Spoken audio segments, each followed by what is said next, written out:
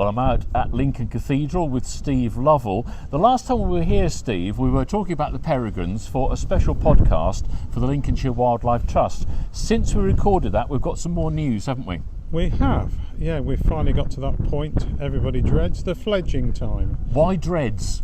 We never know quite what's going to happen, whether they're all going to come at once, whether they're going to go singly. So our first fledging left the nest ledge on Saturday morning, early hours of Saturday morning, I think it was about 7 o'clock. One of four? One of four, yeah. So that's the starting gun fired. Now that's good to hear, and 4 is a good number, and as far as we know, they've all survived so far. Yeah, all four still surviving, fingers crossed. And what's going to happen now? We're waiting for the others to fledge, are we? Well, they've actually all left the nest ledge, Right. so they are probably scattered at various points around the cathedral as we speak. Probably can't sort of we can't sort of place exactly where they are at the minute. They could be anywhere. They could be anywhere on the masonry anyway. Yeah. Now, I've known in previous years sometimes a young chick ends up on the ground, and I think we've had that this year as well, haven't we? We have, yeah. We've had, from what I can gather from the local volunteers here, there's been several rescue returns, shall we say, up to the tower.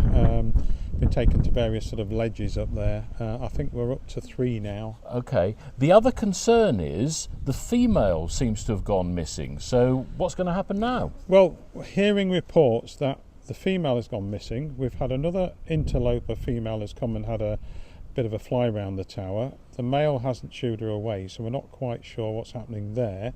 But that's for another day. So it leaves us with, if we have only got one parent, i.e. the male parent here, it's a bit concerning if he's doing all the hunting on his own. So can just one feed 4 chicks? He may well be struggling. I wouldn't like to hazard a guess on that, but 4 is 4 hungry mouths to feed, and at this time they're pretty hungry. Plus he's got to do the training. I've heard from some local watchers this morning, he's been bringing prey items in and just literally dropping them onto roof areas so the young can feed on them. So he obviously knows where they are. And what would normally happen is the adults would be encouraging them to fly off the ledge and catch the prey, would they? They would. We have had a little bit of that. There's some pictures posted the other day where the male, when he'd only got one chick to cope with, the first one that fledged, he was actually doing some food passes in mid-air, so that was fine.